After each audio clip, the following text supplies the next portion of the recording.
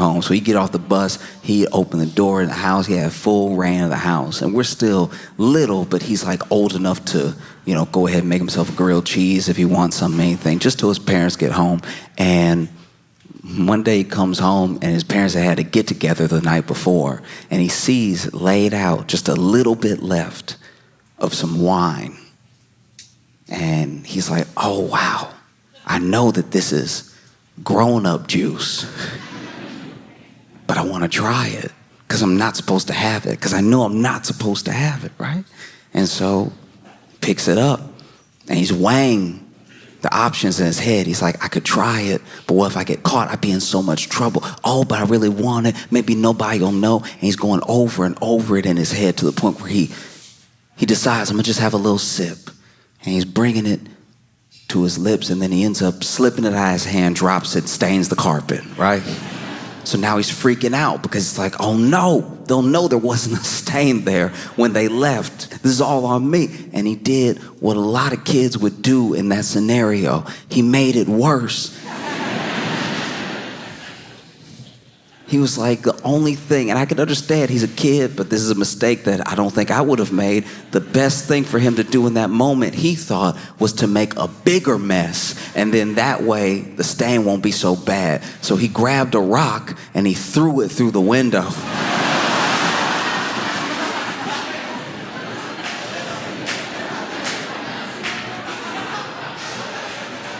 Which was a huge mistake because he went outside to get the rock and then threw it from inside outside. He realized what he had done as soon as he did it, so then he had to go back outside, grab the rock, carefully pick up all the glass, bring it back inside, lay out the glass next to the rock, next to the stain. And then his parents get home, and when they come home, immediately they're like, oh my gosh, what happened? What happened? And he's had an hour 20 to think up a story, So he's over here like, yeah, it was crazy. They're like, what happened? You got the rock going through the windows, all this glass on the floor and this stain. He's like, well, the stain's probably not as big of a deal as the broken window when you really think about it, right? And they're like, what happened? And he says, well, the rock came through the window and it must have hit the glass that had the wine in it, the wine that really shouldn't have been left out. That's an adult beverage. I'm a minor. And then it must have hit the perfect angle to hit that glass and this glass and then knock over and then make a stain on our beautiful 3-bedroom carpet. And his parents were like, but did you see it happen? Like, how did this happen? Did somebody throw this? And he's like, uh-oh, because he didn't think that far. And so he was like, yeah, the man threw it. And they were like, what man? And now he's in deep because he's like, yeah, what man? What am I doing? And so he's like, yeah, there was a man that, threw the rock through the window and everything. And you saw him? Yeah, I saw him. He threw it and he ran and everything. And he thought maybe that would be the end of it. But from his parents' perspective, there was someone who threw a rock into the window, maybe to get inside while their son was home. So they had more and more questions, and he didn't know what to do. He was freaking out, Next thing he knows, the police have been called, and the police come over, and they're like, what did the man look like? And they over here taking notes and stuff, and he's like, he doesn't know what to say next because he didn't think this far. And that's how I feel like Trump must feel about Epstein, because it goes so deep. It's like he didn't think this far in the lies.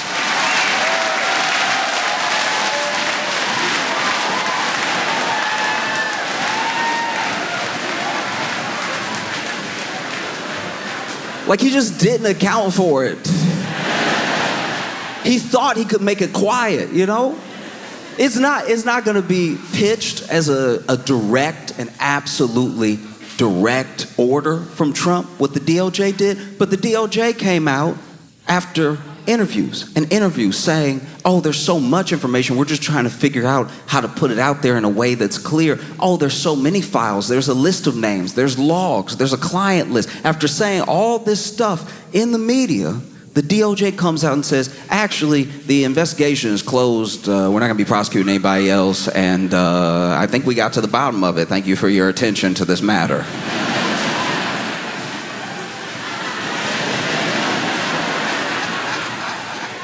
That's not going to stand at all. That's not going to stand with anybody, because you got to remember who Trump garnered with this belief that he released the Epstein files. He's got MAGA, sure, but he also has Q.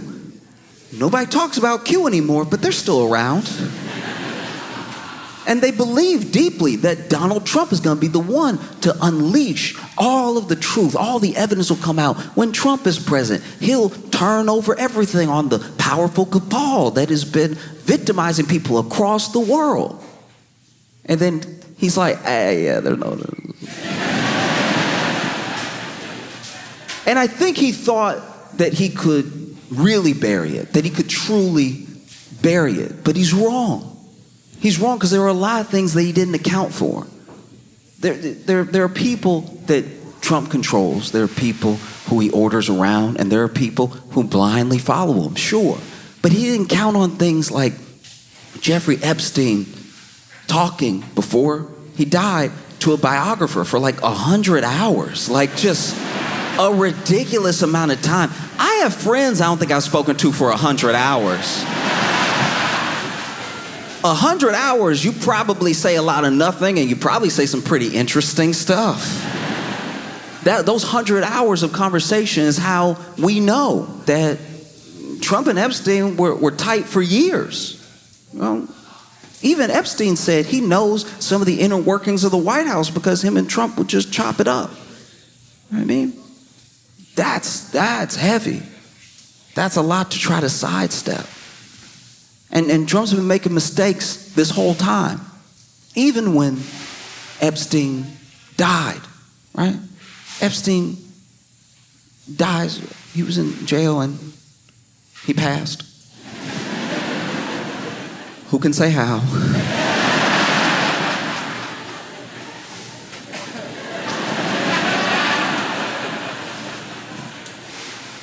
And, Ghislaine Maxwell gets, charged, has a whole trial, gets convicted, sentenced to 20 years in prison. And apparently what we're hearing now is that at the time, Trump floated pardoning her. And the people that heard that almost couldn't believe it. Why would he pardon her? That's crazy. And it's like, actually, it's not that crazy when you see the picture of all them hanging out, like, in the 90s, and they met in the 80s, and they used to fly around together. Like, that's his buddy. And he even said himself, these are his words out of his mouth, when asked about Ghislaine Maxwell during the trial, he said, I wish her well. Somebody that's on trial for trafficking. Somebody with ties to you. I wish her well. And then people were like, why would you wish her well? And then they brought it up again, and Trump was like, I wish lots of people well. And we were like, no, you don't.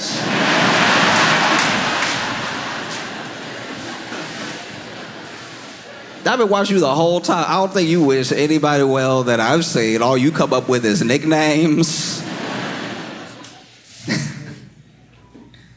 Man floated pardoning her.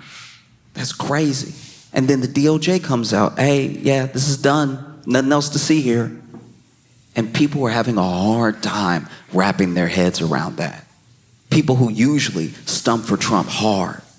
No matter what he says, they manage to twist it in a way that maybe could make sense to you, and they'll say that that's what he means. One of the reasons that Trump can do everything that he does and it comes off a different way to everybody is because so many people think that they're the Trump whisperer. Trump will say something out of nowhere, and then there'll be people like, well, what he actually meant was something more reasonable that I'm going to say right now. And I'll be like, that's interesting, because he didn't say any of those words in that order when he was speaking. And I think he had a teleprompter, so I don't see how that's possible. And so everybody thinks that they can be the Trump whisperer, and it's just not working this time. You see people trying to come up with why Trump, why the FBI, why the Attorney General would all of a sudden, what feels like out of nowhere, try to shut this whole thing down, right? Alex Jones, of all people, saw what the DOJ did, and he made a video crying.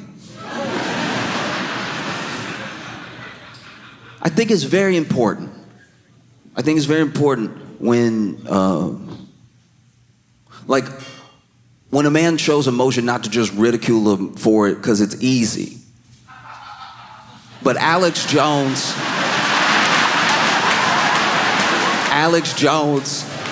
cries weird.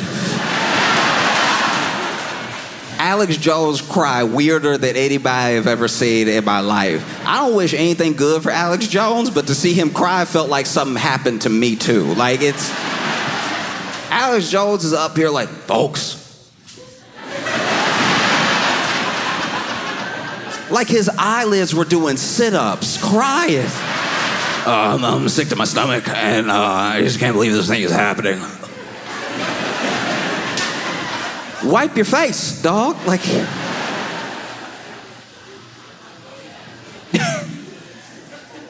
And even Alex Jones trying to come up with something. He's like maybe the deep state got to him, and the deep state is in his body, and that's why he's doing this stuff right now. And then he'll be back to normal after he has one of my protein shakes. You can go to my website and buy frog protein for $19.99.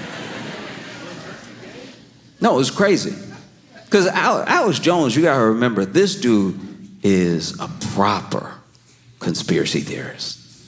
Old school. There's something deeper behind everything at all times. And I'm not talking about chemtrails. I'm not talking about government operations. There's something deeper behind everything that happens all the time. Hillary Clinton went on The Tonight Show. Pretty sure this was on The Tonight Show, and she was trying to open a jar of pickles, right? I don't remember what the bit was, but that's what was happening. And Alex Jones pulled it up, and right after she opened the jar, he was like, you see?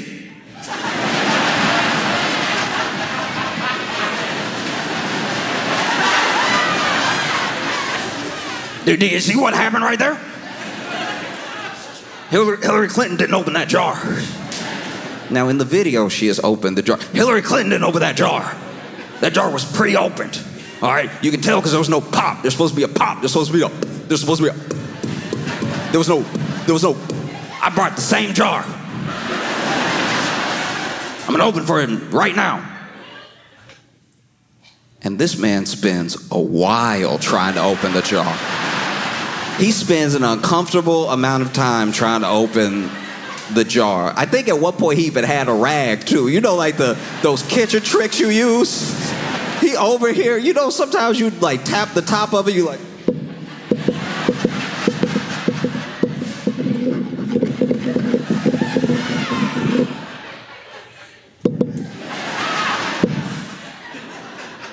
he's like, I can't even open it right now, folks. That's how you know this thing right here, she didn't open that jar. So imagine Alex Jones on Epstein. No. I just think about the way that MAGA has been reacting, because it is a full-on revolt. Truly, it's a thing that they cannot fathom is happening. Whether it's Q, whether it's MAGA, or whether it's just people who have been following the Epstein case from the beginning. Because you got to remember what Epstein stands for. He is the ultimate boogeyman. He is the ultimate beacon for people that believe that all the elites are in on something together.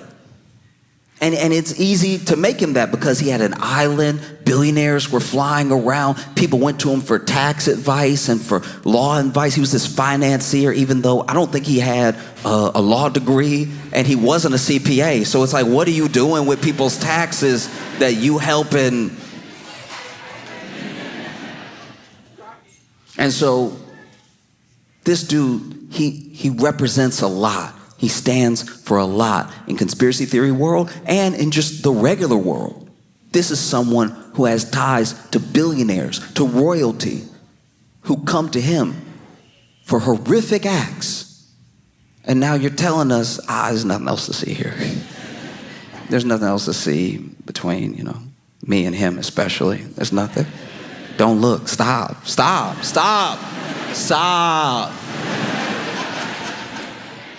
And so then Trump, for his part, is watching this whole thing go down, and he's watching people argue about it in front of him, people who are, in his administration and on his side, argue about the best way to handle it, going back and forth. Pam Bondi, Dan Bongino, Kash Patel, all names that sound like they're about to be called down on The Price is Right. Like, all three of them are constantly going at it, because then, Bongino is upset with Pam because he thinks that Pam overpromised and underdelivered and everything. Why would you even say that this stuff was coming unless you had a plan? You were just talking in front of the camera. And then Pam is going back at him, and Trump's watching this whole thing. And then in a press conference, they even asked him, they actually asked Pam Bondi a question about the tapes and the DOJ's memo and everything. And Pam Bondi was ready to answer. She was about to speak, and Trump interrupted her. He's like, hey, look, are we still talking about this guy? Why? Like years? Like why? Like everybody's talking about this dude. Like, what's the point? You know what I mean? Like, it's just, I'm sick of this for you, Pam. You don't even feel like answering, do you? And Pam didn't catch. She wasn't quick enough. She was like, no, I don't mind answering. And I know Trump had to be sick when that happened. It's like,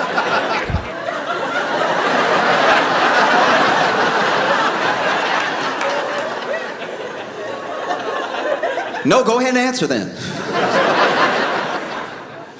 And, Pam Bondi talked about how they had released a lot of stuff, because there's a difference between releasing evidence around a case or releasing vital information or declassifying things and then releasing stuff, right? So they released a bunch of stuff to look like they were releasing something. Like, they released the videotape of the night that Epstein got up out of here.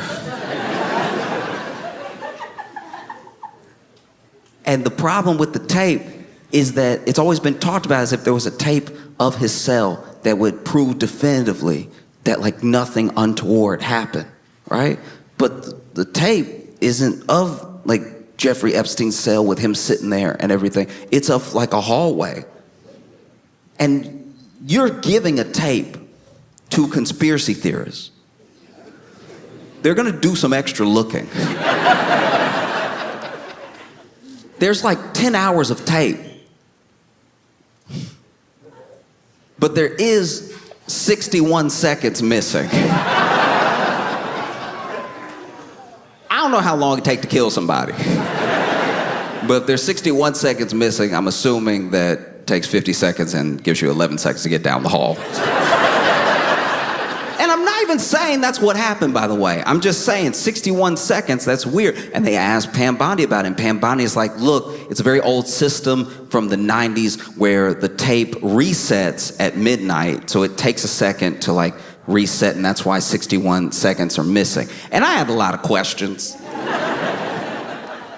I had a ton of questions. My first question didn't even concern Epstein. My first question was, why are you telling everybody that? Because that is very valuable information if you're a prisoner in that.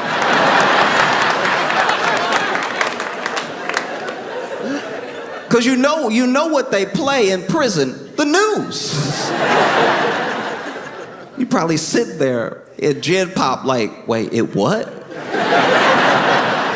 Every day?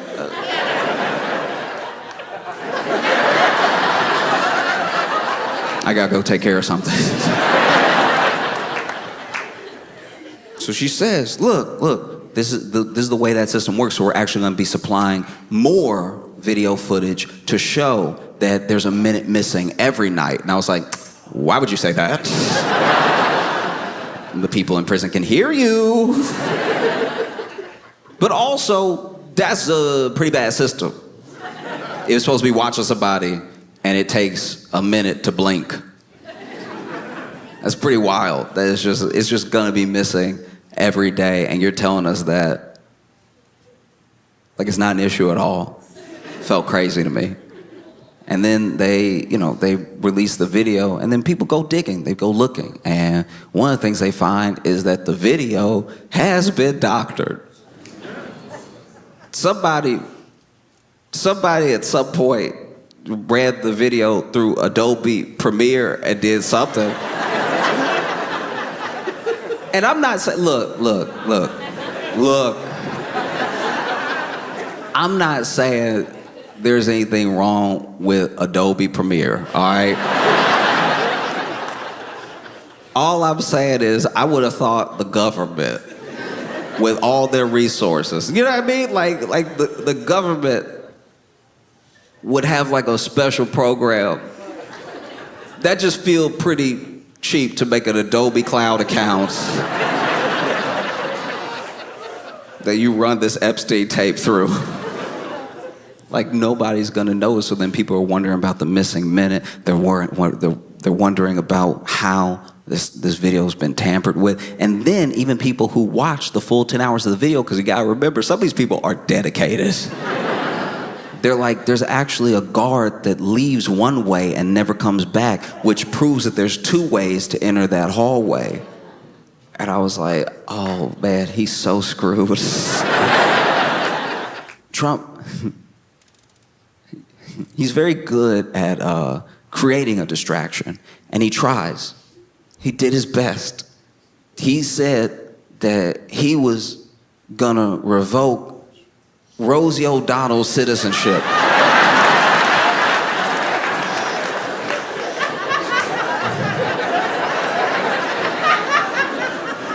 On any other day in American history, that would be a headline. Any other day, that'd be wild. And look, Rosie O'Donnell and Donald Trump have what I think is now like a 20-year feud going on, which is absolutely insane. The President of the United States has the ultimate and deepest beef. His arch nemesis is the actress from Harriet the Spy.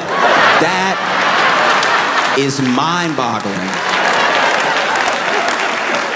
The leader of the free world is ready to have it out at any given moment with the voice actress from the main gorilla in the Disney movie Tarzan. The man with his fingers on the button for the nukes has a deep hatred in his heart, decades long, for Nickelodeon Kids' Choice Award winner Rosie O'Donnell.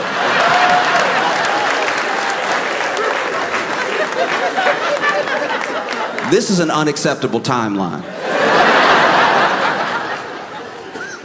That is crazy. I don't even know what Rosie O'Donnell did that day. Like, I don't know what even brought it up. But he says, I'm thinking about revoking Rosie O'Donnell's citizenship. If Ireland wants to keep her, they could have her. And any other day, this would be the story. He knows that.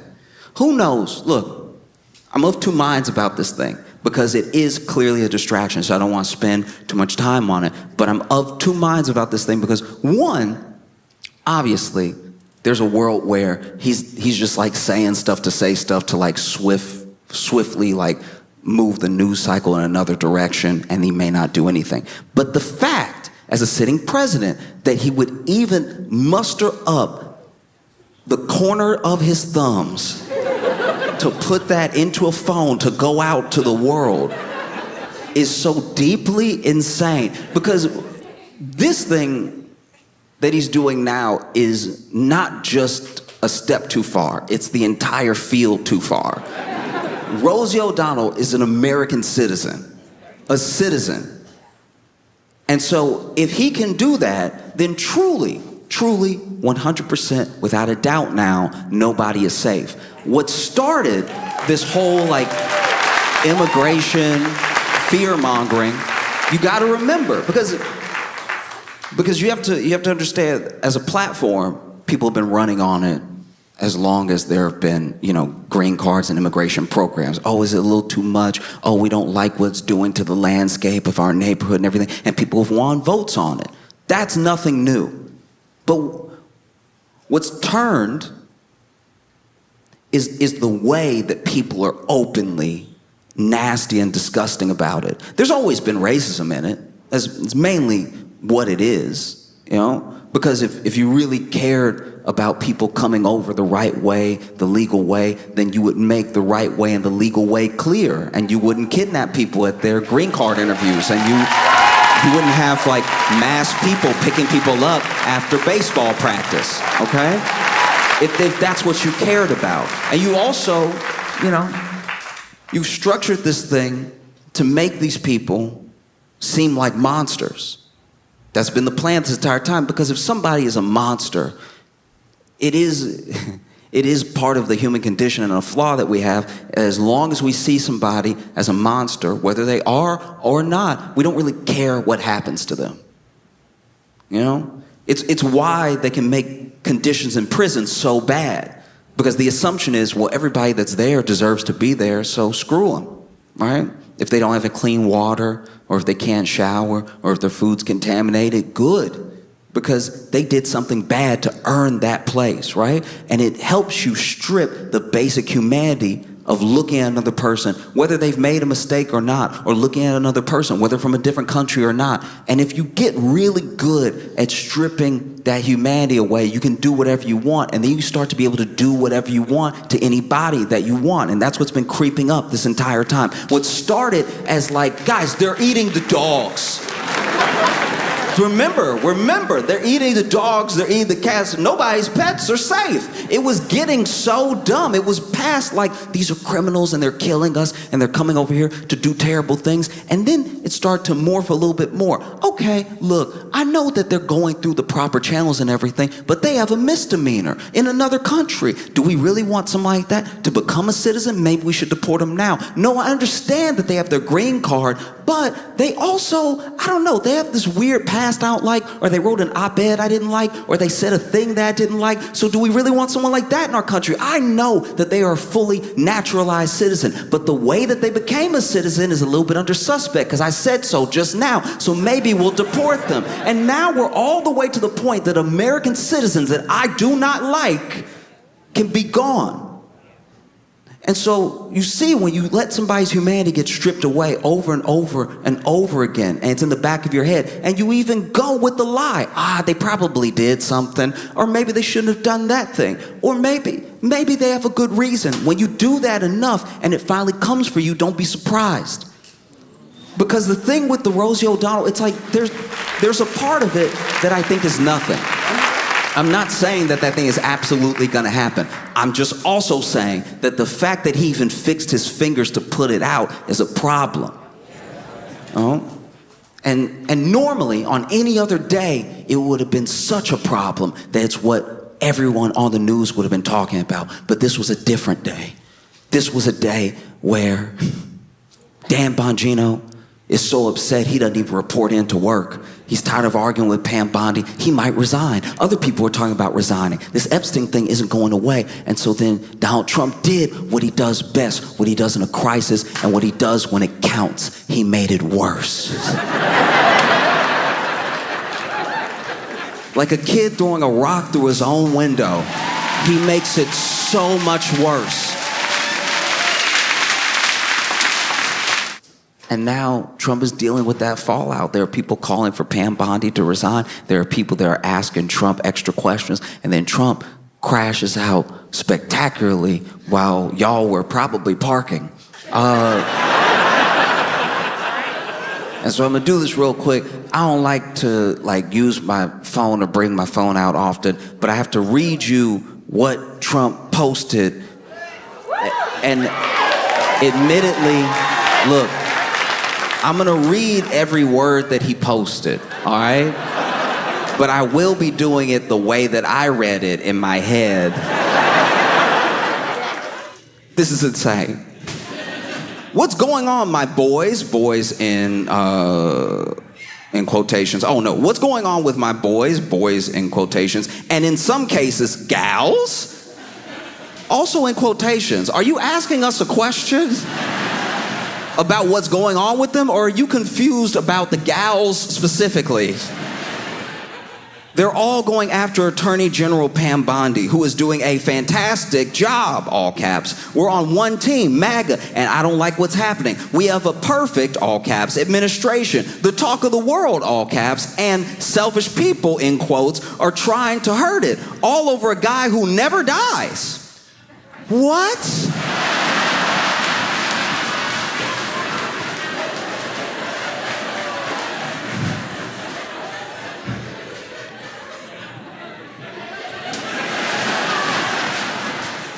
I'm not saying that Trump killed Epstein. I'm not saying that at all. I'm like specifically not saying that. I need you to understand that I am explicitly not saying that Trump killed Epstein. I'm just saying that if I was like driving in my car and I hit somebody and I somehow got away with it, but I saw them every time I closed my eyes, I'd be like, this guy never dies.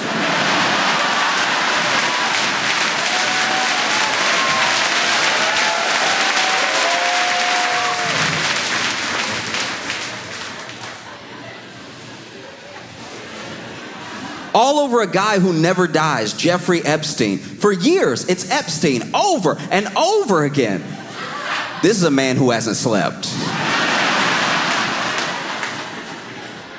For years, it's Epstein over and over again. Why are we giving publicity to files written by Obama?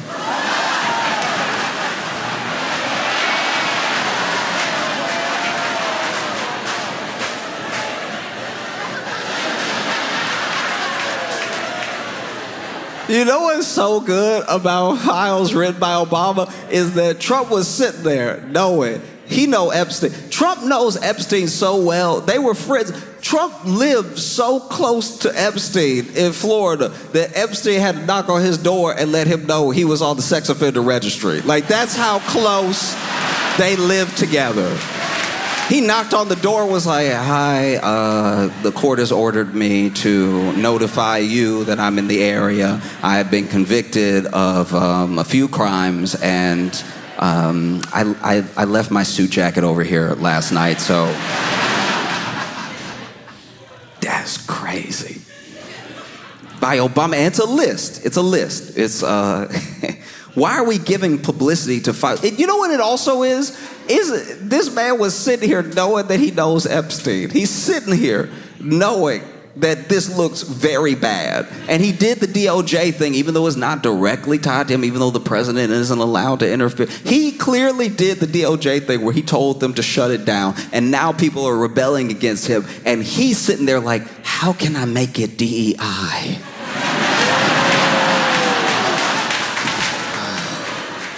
Obama. Thanks, Obama. Why are we giving publicity to files written by Obama, crooked Hillary, Comey, Brennan, and the losers and criminals of the Biden administration? So I guess they were all in a room in this scenario, and they wrote the files together in tandem. Like, Obama just knew that everyone in the Biden administration would be in the Biden administration one day, so he gathered them all together. But this is also before Epstein ever died or anything, so Obama time traveled to like right after to know it would hurt Trump, so then he came back in regular time and he sat down Hillary Clinton, Comey, Brennan, and the loser. He had to get all the losers and criminals of the Biden administration in one room so they could write. Also, wrote the files? Isn't it a bunch of documents? And the losers and criminals of the Biden administration, I do like that he said there are criminals in the Biden administration, but there are some people who aren't criminals. They're just losers. But I want to make sure I address them too. You're not safe. You're not safe just because you're not a criminal if you're a loser as well, all right? In fact, you're a loser because you're not a criminal, all right? I have 34 felony convictions, and I'm the president, okay? You out here not even a criminal. You can't even criminal good.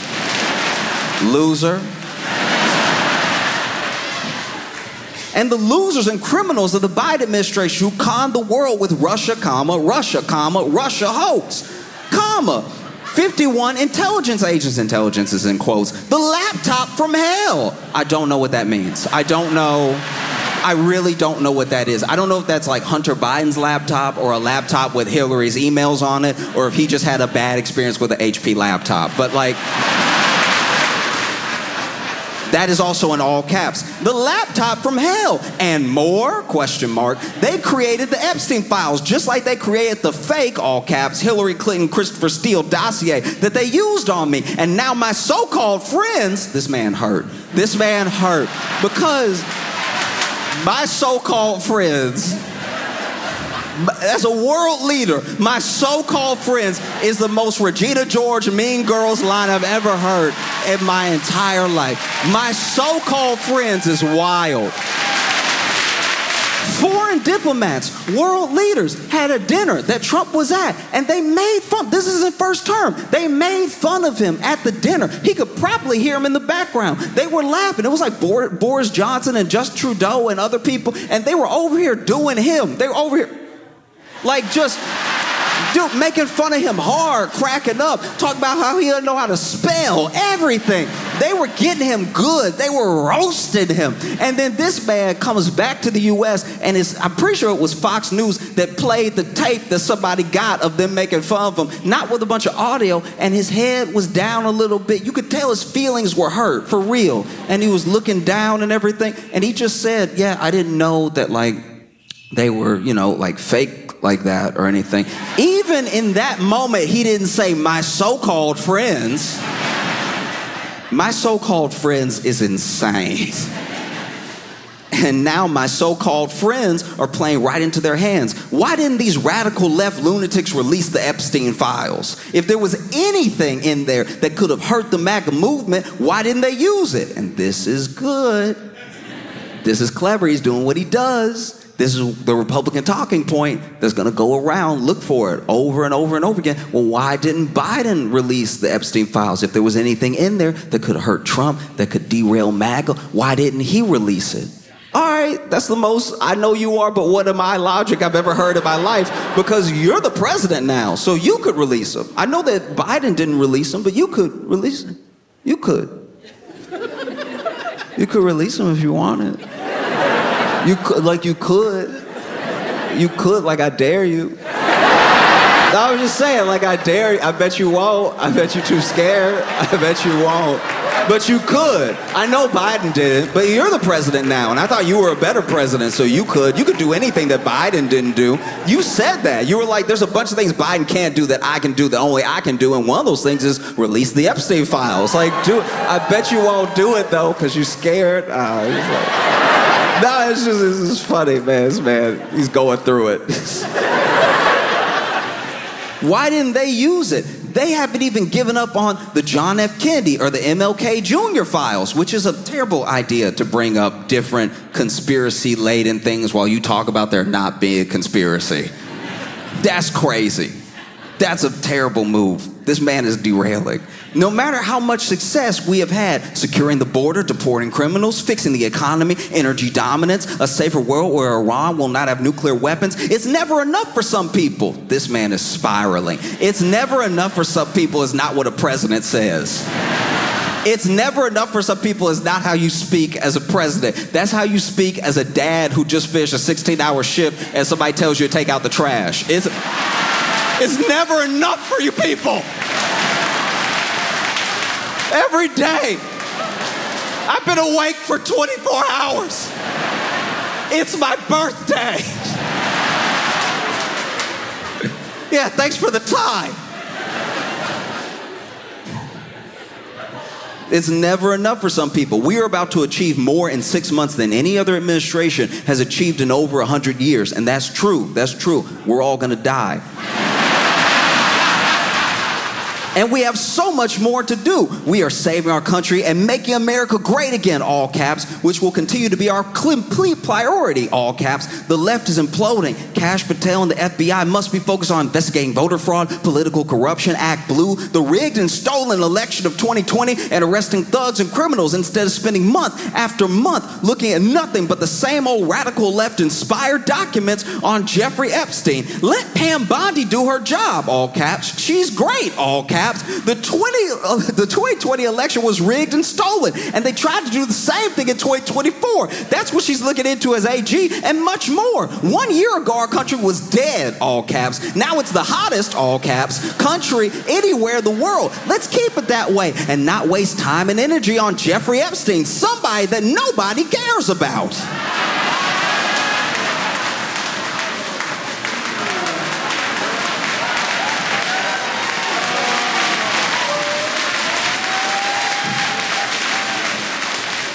Thank you for your attention to this matter. There's a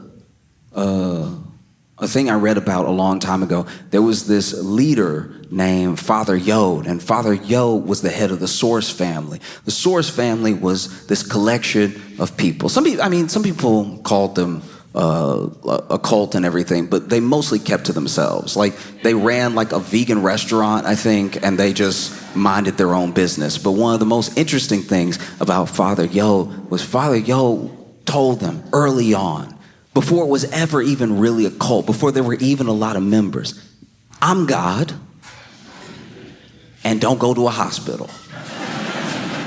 That was his thing. And that happens in a lot of cults, by the way. Don't go to the hospital because hospitals are full of experts who can provide answers that I can't.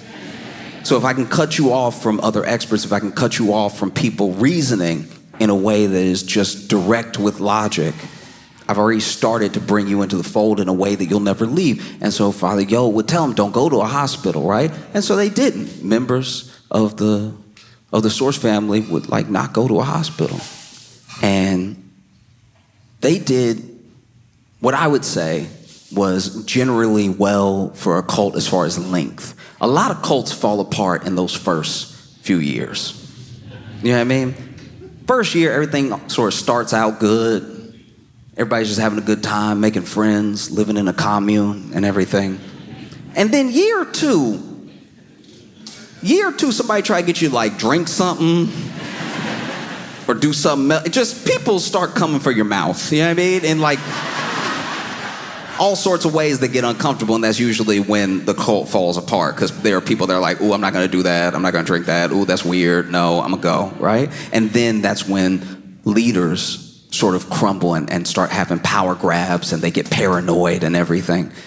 This didn't really happen, at least from what I read, to the Source family, Father Yod, and they stayed together long enough that there were members of the community that started coupling and even having children. And it got to the point where they were about to have the first baby born into the Source family, but they can't go to a hospital. They can't go to a hospital, and something feels wrong. And no one can really describe what it is, but basically this member starts going into labor in real time. So everybody is looking over to Father Yod. You know, you said you were God. You told us not to go to the hospital. I think you're gonna have to deliver this baby. And so this man does it. He delivered the baby, but when the baby came out, it wasn't making any noise. And it wasn't moving at all. And people started crying. Everyone was devastated. There was so much joy around having a new person in the family. And Father Yod, he did something. I don't know what he did, but the members described it as him just clearing the airway gently a little bit, and out of nowhere, after all that silence, after no movement, the baby cried and it started moving. And if he thought he had followers then, if he thought that they were believers then, we don't need a hospital. got to the point where one day Father Yo was like, you know what? I'm done with this whole like earthly thing. I'm tired of healing y'all and everything. Everybody coming up to me all the time. I got a cold. Because that's what he would do. People would like have a cold and then he'd be like, blah, blah, blah, blah, and then they would still have a cold and they just get over it in 2 weeks because it was a cold, right? But then when they finally got over the cold, he'd walk by and be like, did it? And it's like, all right, well.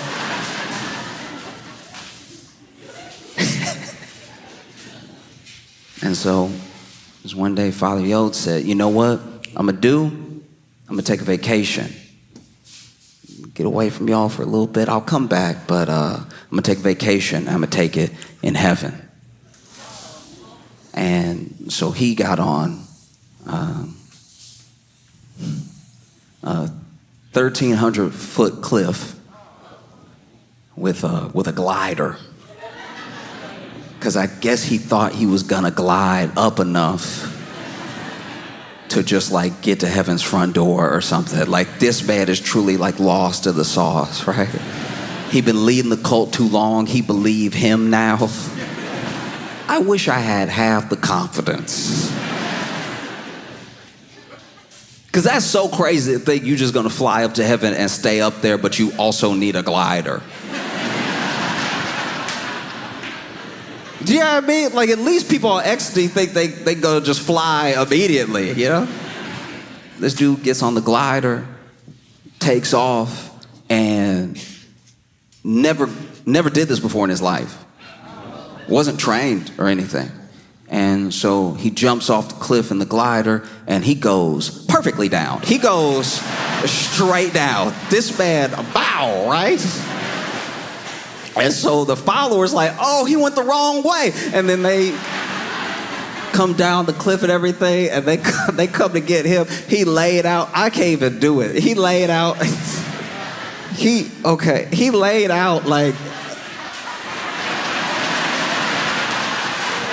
but not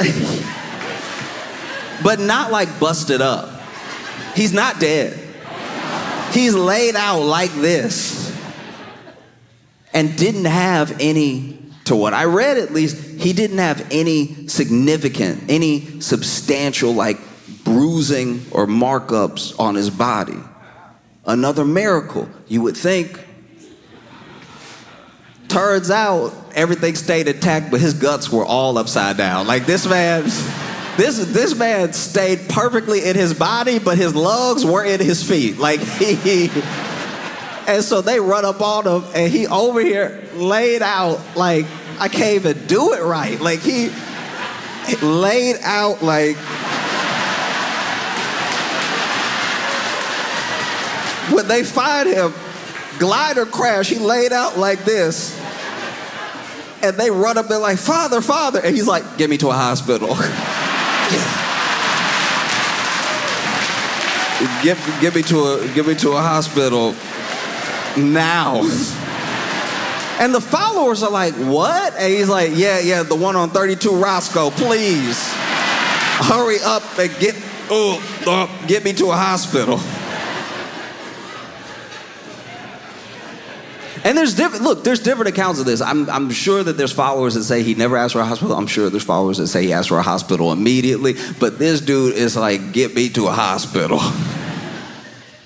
And then the followers are like, what? Why though? Like, you said never go to a hospital. You said that that's not real science in there. You said that you get sicker if you go to a hospital. We can't take you to a hospital. And he said, get me to a hospital. I'm serious. Oh, I feel something upside down. You know what it probably sounded like? I mean, I'm not there. We don't have the footage or anything. But I imagine if you fall 1,300 feet down, you probably sound like that grape lady. Remember that grape lady that was crushing the grapes? Then she fell, and then she went, arr, arr, arr, arr, arr, arr. Off camera, we didn't see her.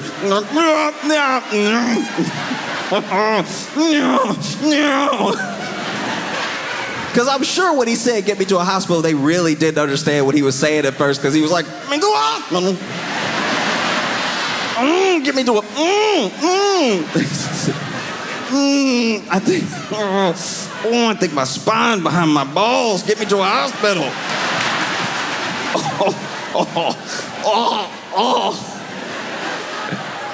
But then my man looked intact. So they're like, no, he doesn't need a hospital, he just needs rest. And then he died 9 hours later. And so when I see the way that like MAGA is turning on Trump, it just feels so much like, why would you?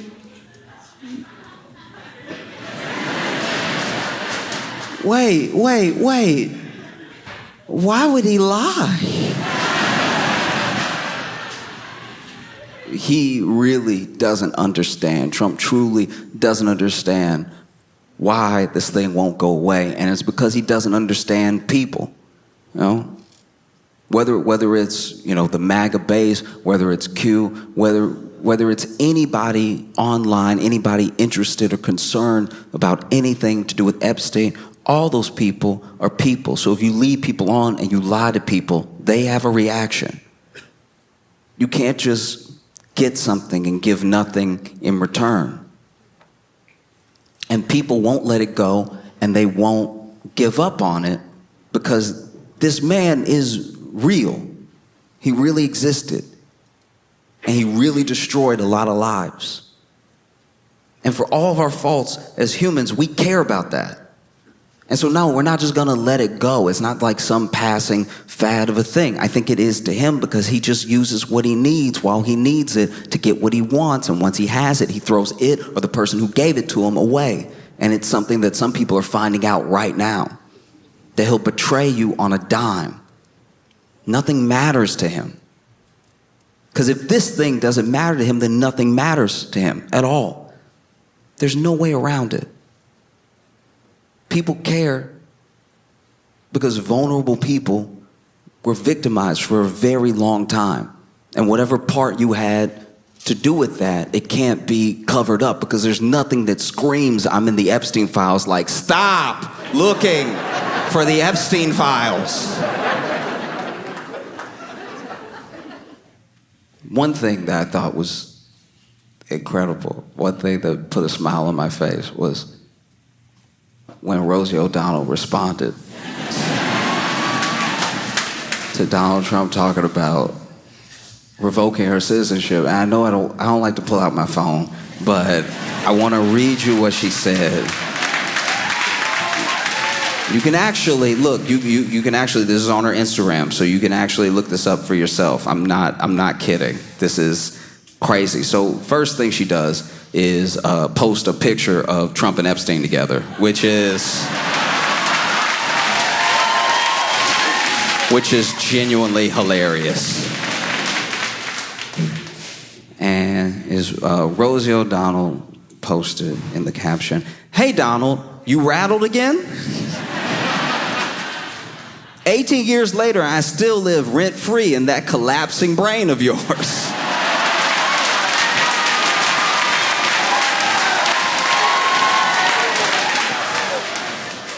I'm gonna be honest with you right now. I watch the news all the time. I watch people try to defend Trump. I watch people attack Trump, and I'm chronically online. So I watch people insult Trump all day long, and I have never come across collapsing brains. Collapsing brain would actually explain everything. It would explain the made-up words. It would explain the spelling.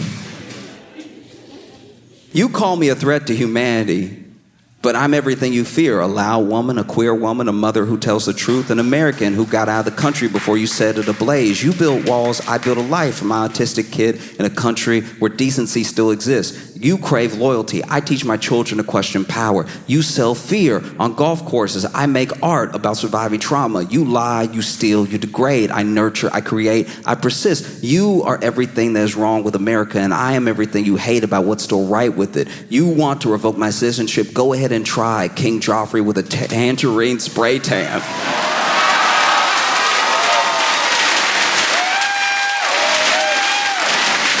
Jeez. I'm not yours to silence, I never was, and then it's the Irish flag signed Rosie. And